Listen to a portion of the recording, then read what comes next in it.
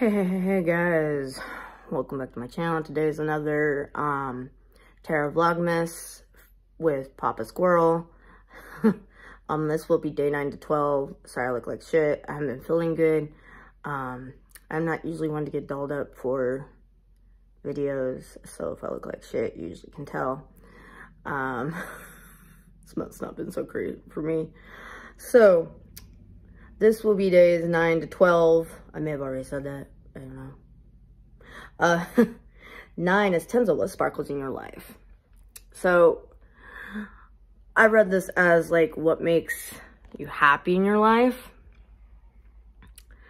And we're gonna start with my kids. My oldest don't live with me. She is 9, but I love her. She's precious. And then there's my son, who's the youngest, who does live with me, who is 6. They both are kind of special needs in their own way. They both like to be really, really silly and like make people laugh.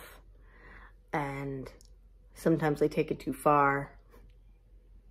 And the stuff to say is hilarious. They light up my day even when I'm having a bad day. So the next thing that makes me happy in my life, just looking at myself in the camera makes me look dead. Do I look dead to anybody else? I don't know, moving on. The next thing that sparkles in my life or makes me happy are animals. I'm always where there's animals. At one point I wanted to be a vet, but I have fine motor issues, and then, you know, it'd be bad to be working on a pet and have a seizure and like fuck it up, because my seizures go through spurts and clusters. And my mom moved in because my health was getting pretty bad there for a minute. My seizures were pretty out of control and I was pretty out of it, so that was interesting. My health has been really weird since COVID. And I mean, I don't blame COVID in general, just it was how it happened. Anyways, my mom has a dog and a cat, and I have 2 cats. So altogether we have 3 cats and a dog. And speaking of which, my mom's cat was in my closet and I didn't know, and she's a very skittish one. She jumped out of nowhere and scared the shit out of me. We're gonna start with my mom's dog because she also has epilepsy and is my epilepsy sister from another mister. And I love her dearly, and she seems to always be blipping. So she looks like an extra special type of dog. Like, she's the only animal I've ever seen always have her tongue out. It very rarely goes in. So I'm gonna try to pop a picture up here if I can, because I'm learning to use iMovie, because for some reason my videos from my phone will not go over to my computer right now, which is where I do most of my editings on the computer. So I'm having to learn to edit on the phone when I'm lazy and don't want to set up all my gear. Then my mom has a black cat. She's really pretty. Technically, a long time ago, I got her with her brother, but there's a whole thing into her brother, but I don't have him anymore, which is sad. But she is a very skittish one. Like, literally, she'll be lovey. She'll even wake you up and force you to pet her if you're in my mom's room, I guess. She finally got brave enough to come up here because my mom's only been here a few months, and we've been working on getting the cats to get along, and now we give her like the full range of the house if she wants sometimes. So mom leaves her door open. My mom's room is still her safe haven. And apparently she's getting brave coming up here because she was just in my closet. So now she knows where I am most of the time because she seems to really like me. So I don't know if I'll find her in my bed or not. One time, I swear to God, she jumped on me while I was sleeping, and that was the first time. So I assumed it was my cat, and like, and I'm looking at it like it looked really different, and then she just bolted. So I've never seen her do it again. I think it's because I sleep with my boyfriend. But anyways,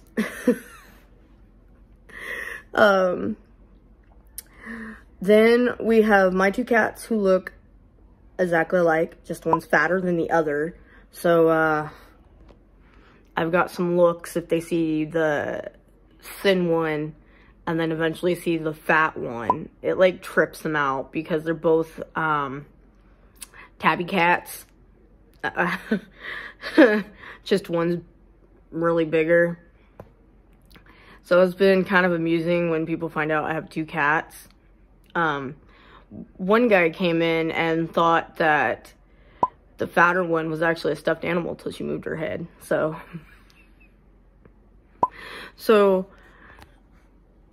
I love animals, and when I'm visiting my daughter, I usually try to get their cat to stay in the room with us so I can pet it while we're talking. So I love to be anywhere where you can see animals. And I liked it when the zoo let the goats out more freely than they are now. Now they're like in a cage and you can reach in and touch them or whatever, but they're not moving around like they used to. And that was my favorite part. And then if we go to the fair, the first thing I want to do is go to the animals. So yeah, animals over people. The second one, or number 10, is mistletoe. What temptations do you offer others? This one I don't understand because I don't really tempt anyone to do anything. But if they are around me, I guess I tempt them to be themselves because I'm a natural born weirdo and you need to be weird with me, okay? Okay. 11 is gingerbread. What should you indulge more in? Now, I should indulge more in balance. I'm having a hard time over here. Because I have a lot of stuff that I'm trying to do at once, including my 3 YouTube channels and then parenting, and he comes with a lot of stuff that I have to do because he's special needs. So it's been interesting. And then I would like to indulge more in my art. I recently went to digital, which I love, but I'm still learning the app. So I'm going to try to put the 2 arts I've done in there so far that are actually finished. One of them, however, is when I was really angry at my boyfriend. So it's basically me choking the shit out of him because he was mean for no reason that day. So art is a way for me to express myself. So I really, really want to indulge more in that. And try to get more content out quicker, but I don't know if that's gonna happen. Also want to indulge more in dream work. I am working hard and trying to do stuff that helps with dream work, mainly because I cannot visualize when awake. I have remembered some of my dreams though, so I mean, we're making progress, okay? I even have some things under my pillow for dreams, well, and protection, but so yeah, I think that's it. Art and balance. Art and balance. I gotta get my life together, y'all. Okay, the number 12 is Rudolph the Red-Nosed Reindeer. What light do you bring to the darkness? Now, the light that I bring to the darkness is my story. I have another channel called Diaries of a Disabled Mom where I put a lot of my story and my trauma and my autistic journey and my epileptic journey on, including, I even have a TikTok, Diaries of a Disabled Mom, where I put a little hodgepodge of everything, including some witchy stuff now, but a lot of people said my story inspired them of how I was, I don't know if you would count me as severely autistic as a child, but I was pretty bad to what I am now and to what I went through.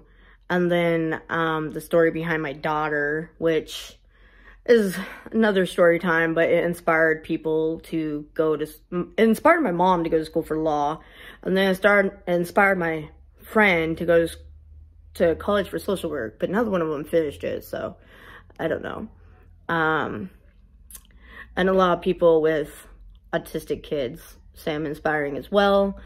So I guess my light to the darkness is my story, my path, all the hell I've been through, some tactics to cope, and that kind of thing. But all that is on a different channel. So if you want to see all that, you gotta go to Diaries of a Disabled Mom.